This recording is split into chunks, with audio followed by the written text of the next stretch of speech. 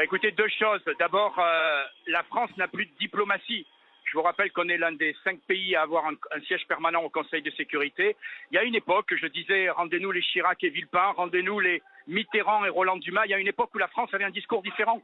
Aujourd'hui, on le voit bien, on est exactement dans les pas des États-Unis et exactement dans la politique européenne qui, en réalité, je suis député européen, je suis sur un quai de gare pour partir à Strasbourg en ce moment.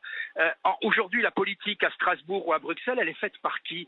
Elle est faite en réalité par les députés des pays baltes, des députés polonais, des députés roumains qu'on suit aveuglément et qui ont un compte historique à régler avec la Russie. Et je dis donc, c'est pas notre guerre. Oui, mais qu'est-ce qu'on devrait faire d'autre? Parce que vous dites, il faut arrêter de s'aligner sur les États-Unis. Qu'est-ce qu'on pourrait faire pour empêcher cette guerre? Vous avez un peu de mémoire. En 2014, je vous rappelle que François Hollande, ce qui n'est pas ma tasse de thé, et Angela Merkel s'étaient mis d'accord, avaient négocié seuls, d'ailleurs seuls, c'est-à-dire la France et l'Allemagne, et on avait obtenu un cessez-le-feu, c'est ce qui avait donné les accords de Minsk dans le Donbass. Et ces accords de Minsk, bon an, mal an, ont évité que le conflit reprenne pendant 8 ans. Voilà, moi ce que j'attends tout simplement, c'est que la France n'attende pas l'avis des 26 autres pour bouger. La question que les Français doivent comprendre, c'est est-ce que notre pays a encore une diplomatie? Ou est-ce qu'on est le Porto Rico désormais des États-Unis, à attendre que M. Biden nous donne des ordres et en réalité à suivre tout simplement la politique américaine? Ils arrivent, encore plus frais, stylés, déterminés, nombreux que jamais. Je connais parfaitement cette région. J'ai été président de France-Ukraine pendant 5 ans. Je connais là où il y a les combats en ce moment, Kramatorsk, Slaviansk.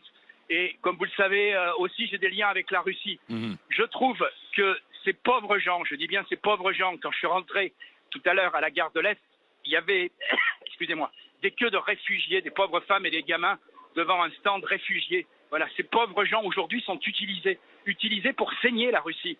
Vous savez, aujourd'hui on fait les guerres par procuration. C'est pratique, on envoie les autres se faire tuer, on livre des armes. On a fait la même chose avec les Kurdes.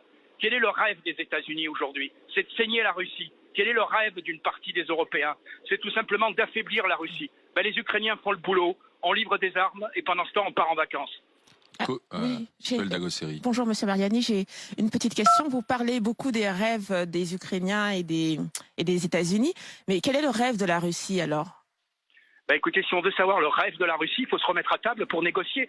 Je suis incapable de vous répondre. Alors vous avez une idée assez précise des rêves du camp adverse, mais vous n'avez pas du tout d'idée, puisque vous êtes aussi proche de la Russie, comme vous l'avez dit, vous n'avez aucune idée du rêve et des visées de la Russie. Oh, je pense que d'abord le rêve de tous les camps, c'est la paix, parce qu'il y a des morts des deux côtés. Ensuite, pourquoi avoir enclenché cette intervention militaire si le rêve c'est la paix? Oui, ensuite, je vous rappelle que je reviens à ce que je disais tout à l'heure. Pendant des années, il y a eu une guerre civile dans le Donbass. Personne n'en parlait, 14 000 morts. J'ai vu ce matin une école dans le Donbass, côté ukrainien bombardée. C'est dramatique. Mais on oublie que depuis 2014, il y a eu la même chose. Et personne n'en parlait. Personne n'en parlait. Voilà. Et donc, à mon avis, j'en sais rien des buts de guerre de monsieur... Monsieur Mariani, dites pas que vous ne savez pas. J'en sais rien, très sincèrement. Ça a été dit par Poutine. Poutine et Lavrov ont dit l'Ukraine est russe, point barre. C'est ça leur rêve. Non. Poutine est intelligent, excusez-moi.